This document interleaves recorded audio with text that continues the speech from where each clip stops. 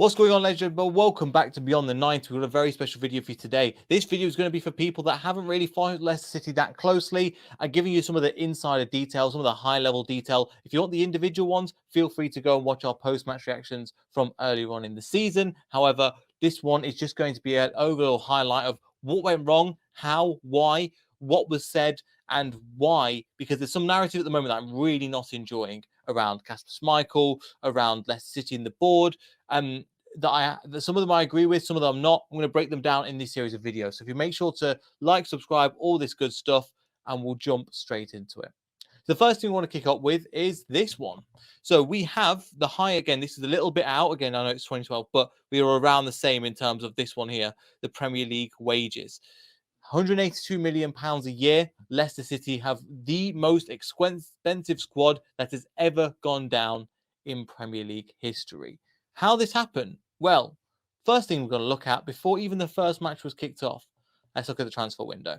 Now, it's good to preface this. Last February, when we lost to Nottingham Forest 4-1, by the way, that's when I started to call for Brendan Rodgers' head, is when Brendan Rodgers mentioned about this transfer rebuild, the summer rebuild, summer rebuild, summer rebuild. We even had Rob Tanner on talking about the summer rebuild and the fact that we need to get players out of the squad to get players in. Now, it ties into this figure because we wanted to get rid of players, and it's come out recently. Rob Tanner's recently tweeted about players like Napoli's Mendy, Jose Perez shouldn't have been at the squad. Some other players that should have left that didn't, which meant that we couldn't bring in our own players for that reason. Our wage bill was still astronomically high, and it led to a transfer window that was not very interesting. We had in total, let's going back to some of these transfers, right at the beginning, we literally, a couple of players that left. Ademola Lookman. People forget Ademola Lookman was so good for us, and we were all willing to sign him. He was available from anywhere from 10 to 15 million. Absolutely nothing for Premier League standards. And he's gone on to Atalanta and absolutely killed it. LG Kupovic didn't really do anything there. George Hurst, I'm not going to get into. He may be one that comes play for us in the Championship next season. We shall leave him for now. Marco Brighton, I'll leave. Hamza Challenger was loaned out to Watford for their season. It's coming back this season. Jose Perez will leave. And these are the two that I want to concentrate on the most. So there's been a lot of talk at the moment about Kasper Schmeichel. The problem is, where was this information from people at the beginning of the season? When Kasper Schmeichel left, I made a whole video saying he's gone. Why? And it was so late into the window that he went to Nice. So late. The fact that he's gone was a big impact.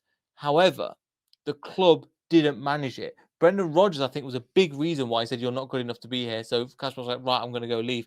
Kasper loves this club. He still references them on BT Sports as our club, my club, and he loves it. The fact that he left was a massive warning sign that I waved the red flag and nobody was really paying attention. The other one, again, that people aren't mentioning as much, but again, Wesley Fofana. The fact that he came in to the team and he pushed for his move to Chelsea after the game against Arsenal, I believe, or Southampton, where he pushed for his move to go. That was just, again, we'll get into that later, but 70 million we got for him, and we bought in some of the players we bought in as well. So who do we bring in? So these are the players that all left there or thereabouts. Again, we're going to ignore people like Jose Perez and Marco Brighton later on. Players that actually left, joined us at the club. So coming back from this, Alex Smithies came back. We'll get on to some of the other ones a little bit later on, but Alex Smithies, I think he was voted as 50% as the player of the year, which again, a big up Leicester fans for that. And the other one, Wout Faes. Now, from an outsider's perspective, Wout Faes is a failure because of the 2 goals he conceded to Liverpool. Now, it was pathetic. That wasn't good enough from Wout Faes. However, people forget, we'll get into this later, how good he was when he came into the team in replacement of the likes of Fofana.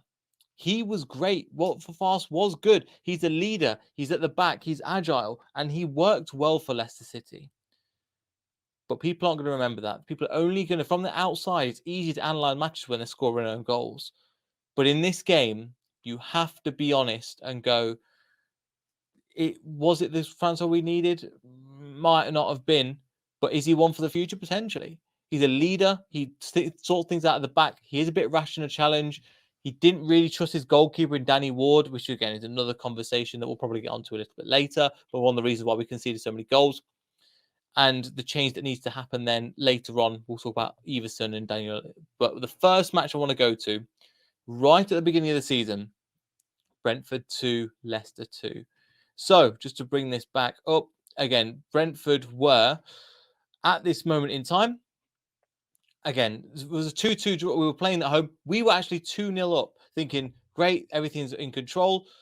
The goal, and then all of a sudden, this happened. Patterson Daka, Kieran Dewsbury-Hall, who came off, who was actually one of our best players, I believe, on the pitch at that time. And we went, right, okay, what's happening here? Puts on Patterson Daka, plays two up front, who plays Jamie Vardy and Daka up front, and it just went wrong. We end up drawing the game from 2-0, losing. Who actually scored that goal as well, Dewsbury Hall. Then to drawing the goal 2-2. That should have been the warning signs going, okay, look, Brentford are a good team. They're playing some good football. We went from 2-0 to 2-2 defensively all over the place. Brendan Rodgers came out that game and blamed it on the hot day. On a hot day like this, he mentioned, and it was, again, the start of what we knew was just Brendan Rodgers making excuses. Again, he blamed the transfer window when we wasn't backed enough. And he was probably right, but he was part of the reason why we got ourselves in this issue. The fact that he brought in Yannick Vestergaard, who's been awful since he joined. Ryan Bertrand, who's not featured since he's joined. And they are on both like 75k wages each. This was Brendan Rodgers designing, and part of the reason why we're in this mess was down to him. So that was one of the matches, Brentford 2-2. Little did I know, for the last 7 games for this video, that will be our only point we pick up. The next play we're going to go to is Arsenal. So the game that it was a blistering hot day, I remember, down at the Emirates ground. Very, very good, great stadium, crap atmosphere, and even this day, I'm being honest, the atmosphere was rubbish in that game, and we lost 4-2. Now, losing to Arsenal this season, there is no problem losing to Arsenal. Losing 4-2, cool. That we understand that. But we concede directly after that. So after we score, so we were 2-1 down, 2-0 down. Okay, in the first half. Again, it looked like Johnny Evans had his pants pulled down. Gabriel Jesus for them 2 goals as well. This goal goes in. Then they score immediately afterwards. Where's the mentality? And again, the same thing happened here. So when we're 3-2, oh no, we immediately concede. What does that say about the players? And again, it shows you the momentum of when you score, cool, get momentum, give it to the team. Where's the mentality of, surely you've seen it where teams have been on top and they've gone, right, we'll build on momentum. No, we give the ball straight away and put it around the back of the net. It was a scorching hot day, and that set the mood for pretty much the rest of it. Wesley Fofana played, and he was tragic. His mind had been melted and wanted to go over to Chelsea, threw his toys out the pram. What a snake he is as well. And this was only the beginning for Leicester City. Again, you can say Arsenal were a good team, and they are a good team. But to try to lose to them to concede within, I think, a minute or 2 minutes after scoring, where's the mentality in the team? This is the mentality that's been there through the entire season. This is not new.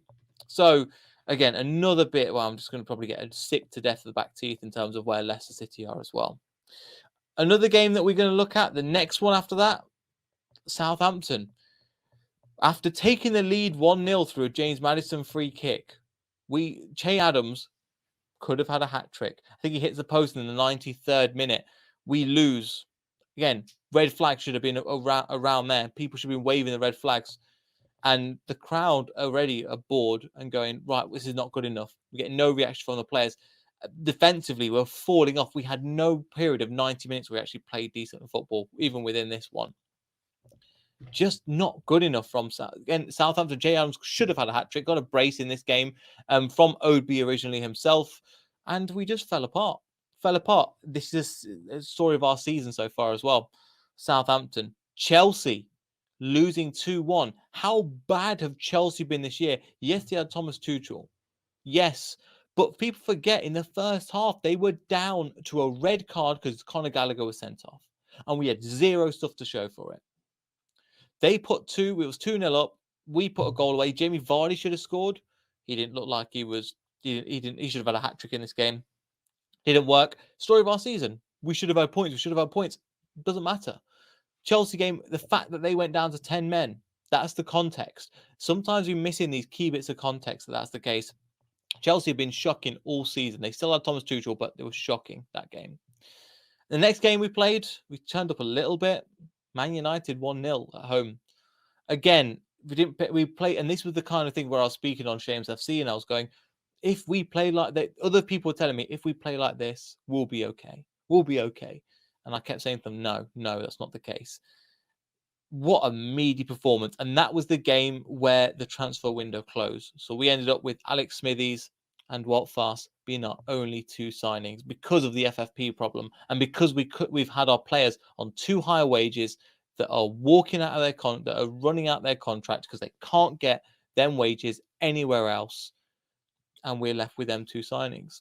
Considering that Kasper Schmeichel, Eldon Jakubovic, Lookman obviously goes back on loan to his other club, and Fofana leaves, that's what we do with the money. So that's what we do. So it's pretty pathetic from my perspective. Another match after that, this is where it gets horrible. A match that I managed to watch and it's actually his last match in charge, actually. Brighton, 5-2. One of the most pathetic displays I've ever seen from a Leicester City side. This is where Brendan Rodgers, if it wasn't up to this point, should have gone 5-2. And we were dominant. We were lucky it was 5. We were genuinely lucky it was 5. Brighton under Graham Potter battered us. This is also the match where Brendan Rodgers came out and criticised the fans for saying they should get behind us more. They should be able to do more. And I wasn't having it. Genuinely was not having it in that game because it's not good enough. It was not good enough. And people were going, well, what is that? What is the excuse? The players look shocked of confidence. The players, they were kind of moving in the first half, second half, they just gave up. In Diddy, he looked dead, looked terrible. And I remember watching the game going, right, we're crap. This is what it is now. Game after that, Spurs 6-2, we lost.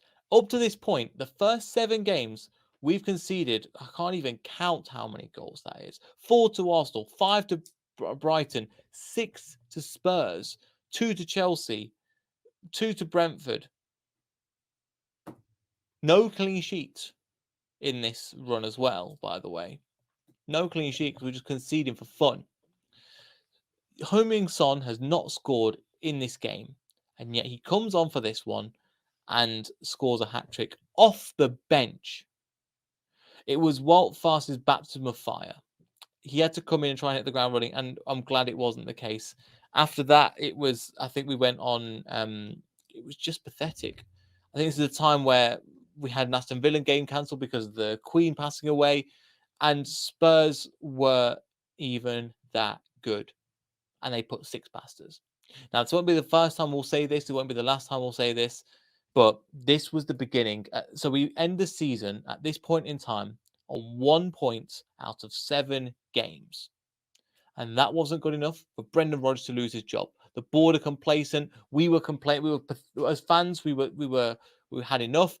Every single time at this point in time, Brendan Rodgers would come out and not even take accountability, just go, well, I didn't get the transfer window I wanted. And complain and moan and whinge like a little crybaby the entire time. Oh, I didn't get the transfers I wanted. Well, what's that going to do? He's complaining about the board, and the board decided, oh, this is okay. It's okay for us to slander him. And what's that going to do to the players? Derives them more confidence, drains them of more confidence, and we can't go again. So this is me angry after thinking about the first 7 games of the season. We're going to have a part 2 coming out where we turn it around a little bit. So make sure you click here to find that part 2 video. And we'll catch you all in that video. See you later.